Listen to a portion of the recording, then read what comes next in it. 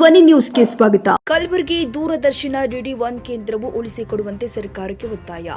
ಕರ್ನಾಟಕ ಜಾನಪದ ಪರಿಷತ್ತು ಜಿಲ್ಲಾ ಘಟಕ ಕಲಬುರಗಿ ವತಿಯಿಂದ ಸುದ್ದಿಗೋಷ್ಠಿ ನಡೆಸಿ ಮಾತನಾಡಿದ ಡಾಕ್ಟರ್ ಸ್ವಾಮಿರಾವ್ ಕುಲಕರ್ಣಿ, ಗುಲ್ಬರ್ಗಾ ದೂರದರ್ಶನ DD ಕೇಂದ್ರವು ಉಳಿಸಿಕೊಡುವಂತೆ ಕೇಂದ್ರ ಸರ್ಕಾರದ ಗಮನಕ್ಕಾಗಿ ತಮ್ಮ ಭಾರತ ದೇಶವು 1947ರಲ್ಲಿ ಸ್ವಾತಂತ್ರ್ಯ ಪಡೆದ ಮೇಲೆ ಭಾರತದ ಕೆಲವು ಪ್ರಮುಖ ಭಾಗದಲ್ಲಿ ದೂರದರ್ಶನ DD ಕೇಂದ್ರಗಳು ಪ್ರಾರಂಭಿಸಿದ್ರು.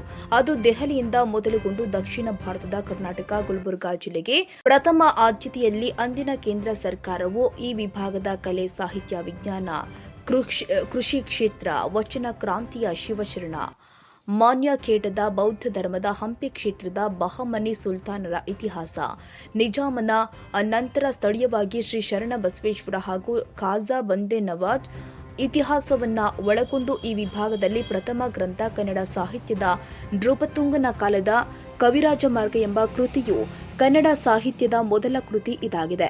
ಮೊಟ್ಟ ಮೊದಲು ಸೆಪ್ಟೆಂಬರ್ 3ನೇ 1977ರಲ್ಲಿ ಅಂದಿನ ಕೇಂದ್ರ ಸರ್ಕಾರದ ವಾರ್ತೆ ಮತ್ತು ಪ್ರಚಾರ ಇಲಾಖೆ ಸಚಿವರು ಆದ ಶ್ರೀ LK ಅಡ್ವಾಣಿ ಅವರು ಗುಲ್ಬರ್ಗಾದ ದೂರದರ್ಶನ ಕೇಂದ್ರವನ್ನ ಉದ್ಘಾಟನೆ ಮಾಡಿ ಪ್ರಾರಂಭ ಮಾಡಿದ್ರು. ಈ ವಿಭಾಗಕ್ಕೆ ಇದೊಂದು ವರದಾನವಾಗಿದೆ. ಇಲ್ಲಿಯವರೆಗೆ ಅತ್ಯುತ್ತಮವಾಗಿ ಕೆಲಸ ನಿರ್ವಹಿಸಿಕೊಂಡು ಬಂದಿದೆ. ಮಾರ್ಚ್ 24, 2022ರಂದು ಭಾರತದ ಪ್ರಸಾರ ಕ್ಷೇತ್ರದ ಇತಿಹಾಸದಲ್ಲಿ ಒಂದು ಪ್ರಮುಖ ಮೈಲಿಗಲ್ಲಿಗೆ ಸಂಬಂಧಿಸಿದಂತೆ ರಾಷ್ಟ್ರೀಯ ಪ್ರಸಾರಕರಾದ ದೂರದರ್ಶನವು ಬಳಕೆಯಲ್ಲಿ ಇಲ್ಲದ ಆನ್ಲಾಗ್ ಟೆರೆಸ್ಟ್ರಿಯಲ್ ಟ್ರಾನ್ಸ್ಮೀಟರ್ಗಳು ಕೊನೆಯ ಸೆಟ್ನ ಹಂತವಾಗಿ ತೆಗೆದುಹಾಕಿತು.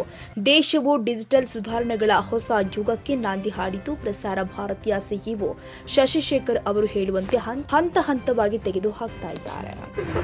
ಕಲ್ಯಾಣ ಕರ್ನಾಟಕ ಪ್ರದೇಶ ಅಥವಾ ಹೈದರಾಬಾದ್ ಕರ್ನಾಟಕ ಪ್ರದೇಶ ಅನ್ನುವಂಥ ಹೆಸರನ್ನು ಪಡೆದಂಥ ಈ ಭಾಗ ಕಾಲದಿಂದಲೂ ಸಹಿತ ಒಂದು ಅವಕೃಪೆಗೆ ಸರ್ಕಾರದ ಮತ್ತು ಇನ್ನಿತರ ಸಂಘ ಸಂಸ್ಥೆಗಳ ಅವಕೃಪೆಗೆ ಒಳಗಾಗಿ ಹಿಂದುಳಿಯುವ ಹಣೆಪಟ್ಟಿಯನ್ನು ಕಟ್ಟಿಕೊಂಡು ಬಂದದ್ದು ಶಾಪ ಇನ್ನು ನಮ್ಮಿಂದ ಹೋಗ್ತಾ ಇಲ್ಲ ಅನ್ನೋದಕ್ಕೆ ಒಂದು ಜೀವಂತ ಉದಾಹರಣೆ ಅಂದರೆ 50 ವರ್ಷಗಳ ಹಿಂದೆ ಪ್ರಾರಂಭವಾದಂಥ ಇಡೀ ದಕ್ಷಿಣ ಭಾರತದಲ್ಲಿ ಕರ್ನಾಟಕದಲ್ಲಿಯೇ ಪ್ರಪ್ರಥಮ ದೂರದರ್ಶನ ಕೇಂದ್ರ ಅಂತ ಹೆಸರು ಪಡೆದಂಥ ಕಲಬುರಗಿ ದೂರದರ್ಶನ ಕೇಂದ್ರ ಇವತ್ತು ಅವಸಾನದ ಅವಸ್ಥೆಗೆ ತಂದು ನಿಲ್ಲಿಸ್ತಕ್ಕಂಥ ಒಂದು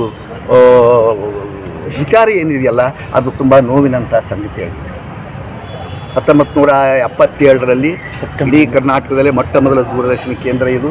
ಈ ಭಾಗದ ಜಾನಪದ ಕಲೆ, ಸಂಗೀತ, ಇತಿಹಾಸ, ಸಾಹಿತ್ಯ, ನಾಟಕ ಇತ್ಯಾದಿಗಳಿಗೆ ತನ್ನದೇ ಆದಂಥ ಕೊಡುಗೆಯನ್ನು, ಕಾಣಿಕೆಯನ್ನು ಕೊಟ್ಟು ಈ ಭಾಗದ ಸೃಜನಶೀಲತೆಗೆ, ವಿಕಾಸಕ್ಕೆ ಅನುಕೂಲವನ್ನು ಮಾಡಿಕೊಟ್ಟಂಥ ಈ ಕೇಂದ್ರ ನಮ್ಮ ಭಾಗದ ಆಸ್ತಿ.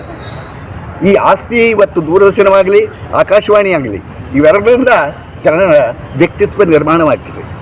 ಆ ವ್ಯಕ್ತಿತ್ವ ನಿರ್ಮಾಣಕ್ಕೆ ಧಕ್ಕೆ ಬಂದಾಗ ಮನುಷ್ಯನಾಗಿ ಉಳಿಯುವುದಿಲ್ಲ, ರಾಕ್ಷಸನಾಗ್ತಾನೆ.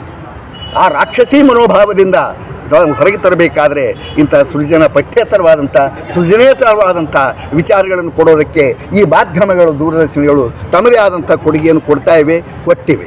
ಆ ಹಿನ್ನೆಲೆಯಲ್ಲಿ ನಮಗೆ ಬೇಕು ಅನ್ನೋದು ಈ ಕಾರಣಕ್ಕಾಗಿ ನಾವು ಹೊಸದನ್ನು ಬೇಡ್ತಾ ಇಲ್ಲ. ನಮಗೆ ಕೊಟ್ಟದ್ದನ್ನು ಉಳಿಸಿ ಬೆಳೆಸಿ ಅದನ್ನೇ ನಾವು ಕೇಳ್ತಾ ಇರೋದು. ಯಾಕೆ 48 ವರ್ಷಗಳಿಂದ ಬೆಳೆದು ಬಂದಂಥ ದೂರದರ್ಶನ ಒಂದೇ ಒಂದು ಕಾಲಕ್ಕೆ ನೀವು ಕಾರ್ಯಕ್ರಮ ಮಾಡಬಾರ್ರಿ ಮುಸ್ತಾ ಇದ್ದೀವಿ ಅಂದರೆ ಏನರ್ಥ? ಅದು ಏನಾದರೂ ಇದಕ್ಕೆ ವ್ಯವಸ್ಥಿತವಾದ ಸಂಚು ಇದೆಯಾ? ಈ ಭಾಗ ಬೆಳೆಯೋದಕ್ಕೆ ಯಾರಿಗೂ ಏನಂತಂದ್ರೆ ಆಸಕ್ತಿ ಅಲ್ವಾ?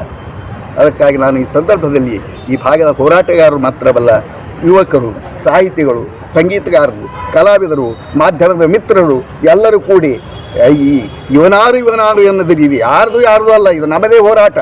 ನಮ್ಮ ಭಾಗದ ಮುಂದಿನ ಪೀಳಿಗೆಗೆ ನಾವು ಮಾಡಬೇಕಾದಂಥ ಹೋರಾಟ ಇದು. ನಮ್ಮದನ್ನು ನಮಗೆ ಕೊಡಿ ಅನ್ನುವಂಥ ಹೋರಾಟ ಮಾತ್ರ ಇದು. ಸರ್ಕಾರದ ವಿರುದ್ಧ ಅಲ್ಲ. ಅದಕ್ಕೆ ರಾಜ್ಯ ಮತ್ತು ಕೇಂದ್ರ ಸರ್ಕಾರಗಳು ಸಂಪೂರ್ಣವಾಗಿ, ಮುಖ್ಯವಾಗಿ ನಮ್ಮ ಈ ಭಾಗದ ಸಂಸದರು, ಶಾಸಕರು ಮತ್ತು ಉಸ್ತುವಾರಿ ಸಚಿವರಂಥ ಮಾನ್ಯ ಶ್ರೀ ಪ್ರಿಯಾಂಕಾ ಖರ್ಗೆ ಅವರಿಗೆ ನಾನು ವಿನಂತಿ ಮಾಡಿಕೊಳ್ತೇನೆ, ತಾವು ಮನಸ್ಸು ಮಾಡಿದರೆ ಈ ಭಾಗಕ್ಕೆ ಅನೇಕ ಸೌಲಭ್ಯಗಳನ್ನು ಕೊಟ್ಟಿದ್ದೀರಿ, ಇದೂ ಸಹಿತ ನಮ್ಮದಾಗಿ ಉಳಿಯತಕ್ಕಂಥ ಒಂದು ಪ್ರಾಮಾಣಿಕ ಪ್ರಯತ್ನ ನಿಮ್ಮ ಕಡೆಯಿಂದ ಆಗಬೇಕು. ಈ ಭಾಗದ ಆಶೋತ್ತರಗಳಿಗೆ ಅನುಕೂಲವಾಗಿ ಈ ದೂರದರ್ಶನ ಕೇಂದ್ರ ಬೆಳಿಬೇಕು. ಅದರ ಸುವರ್ಣ ಮಹೋತ್ಸವವನ್ನು ನಾವೆಲ್ಲರೂ ಆಚರಣೆ ಮಾಡುವಂಥ ಸಂದರ್ಭವನ್ನು ನಾವು ಈ ಭಾಗದ ಜನರಿಗೆ ತಾವು ಒದಗಿಸಿಕೊಡಬೇಕು. ಕಲಬುರಗಿ ಮಾತ್ರವಲ್ಲ, ಈ ಭಾಗದ 7 ಜಿಲ್ಲೆಗಳು ಇದರಿಂದ ಅವಕೃಪೆಗೆ ಒಳಗಾಗ್ತವೆ. ಅನೇಕ ಅವಕಾಶಗಳಿಂದ ನಮ್ಮ ಕಲಾವಿದರು, ನಾಟಕಕಾರರು, ಸಂಗೀತಗಾರರು, ಜಾನಪದ ಕಲಾವಿದರು ಯಾರು ಕರೆಸ್ತಾರೆ ರೀ ಬೆಂಗಳೂರಿಗೆ? ಯಾರು ಕರೆಸ್ತಾರೆ? ಯಾರು ಕರೆಸೋದೇ ಇಲ್ಲ. ಹೀಗಾಗಿ ಆ ಒಂದು ನೋವನ್ನು ಈ ಮೂಲಕವಾಗಿ ನಾನು ತಮ್ಮೆದುರಿಗೆ ಇಟ್ಕೊಂಡಿದ್ದೇನೆ.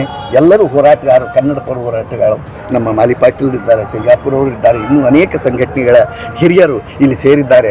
ಅದಕ್ಕಾಗಿ ಒಂದು ಹೋರಾಟ ಸಮಿತಿ ಅನ್ನುವಂಥದ್ದನ್ನು ಮಾಡಿಕೊಂಡು ಈ ಭಾಗಕ್ಕೆ ಆಗ್ತಕ್ಕಂಥ ನಿರಂತರವಾದ ಅನ್ಯಾಯದ ವಿರುದ್ಧ ದನಿಯತ್ತಕ್ಕಂಥ ಒಂದು ಜನಸಮುದಾಯವನ್ನು ಕಟ್ಟತಕ್ಕಂಥ ಕಾರ್ಯ ನಾವು ಮುಂದೆ ಮಾಡಬೇಕಾದಂಥ ಅಗತ್ಯ ನಮ್ಮ ಯುವ ಪೀಳಿಗೆಯ ದೃಷ್ಟಿಯಿಂದ ಅವಶ್ಯಕವಾಗಿದೆ ಅನ್ನುವಂಥ ಮಾತನ್ನು ಈ ಸಂದರ್ಭದಲ್ಲಿ ಹೇಳ್ತಾ ಇದ್ದೀನಿ. ನಿಮ್ಮ ಮಾಧ್ಯಮದ ಸಹಕಾರಕ್ಕಾಗಿ ನಾನು ಧನ್ಯವಾದ ಸಲ್ಲಿಸ್ತಾ ಇದ್ದೀನಿ. ನಮಸ್ಕಾರ.